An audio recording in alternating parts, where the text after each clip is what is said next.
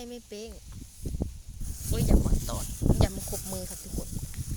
ไข่โค่นเลยเนี่ยแง่ไข่มดแดงแบบบ้านเราค่ะทุกคนอยู่ตรงไหทุ่งนาเนาะคนเอาไอ้นั่นออกแม่เอาสวิงแง่ว่ะนี่น้อยเนาะจะไปหานะหาไปขายจากว่าใดเนาะนี่ไข่มดแดงวูโกโคไข่ไปหาแง่ไข่มดแดงกวาดต้มเขากันล่ะขี้ยาวแต่ไข่ทุกคน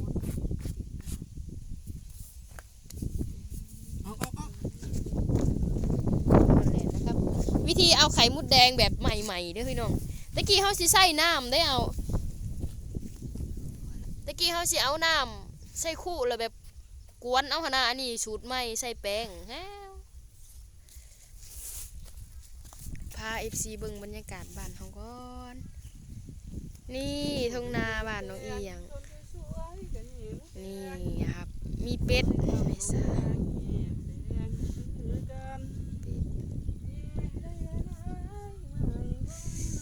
โอ้ยหมูแดงครบค่าครับไข่หมูแดงมีวิตามินใครได้กินมาตำเทนอนมาอ่อนช้อนได้ดองไข่หมูแดงบนเคยเย่กำพึกเลยเนาะโอ้สวยงามเว้ย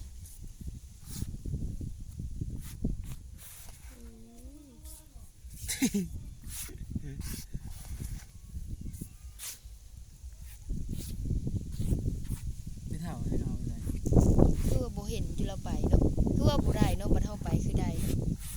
จะไปคือเห็นหาไปขายได้ไงได้สาวพันหลาย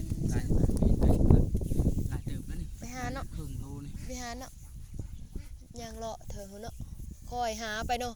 หาไว้มันบ่ได้ค่อยเห็นได้กันได้ก็อันนี้ก็กี่หมูนี่ได้แล้วโลนึงค่ะมาเติมนี่ขึ้นบ้านโอ้พี่น้องตาแซ่บตานัวเนาะไข่สุดแดงมีเบี้ยวจะพา FC มาดูครับทุกคนหมากไอ้หยังเนาะทุกคนเคยกินบ่นี่ตำเหมียงแซ่บๆได้นี่มักเดือบ้านเฮานี่นี่ตำเหมียงหัวสิงไข่เสร็จแล้วนี่แซ่บๆน้ำกัน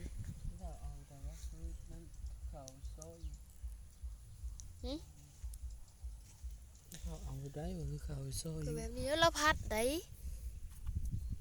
ง่อยพัดบ่ก่อยพัดบ่เป็นแล้วบ่นี่พัดดูเถอะเอาจับให้ฉันหน่อยสูตรอีเมลนะครับ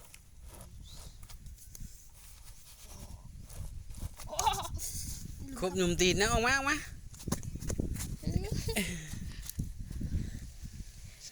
เป็นขอบใจหลายๆเด้อพี่น้องมาเบิ่งคลิปบ้านน้องเอียงเนาะขอบคุณหลายๆวิถีชีวิตแบบบ้านเฮาบ้านนอกบ้านนาเฮาเนาะขอบคุณมากๆเลยครับทุกคนบ๊ายบายฝากติดตามช่องดอกฟ้าชาแนลแล้วก็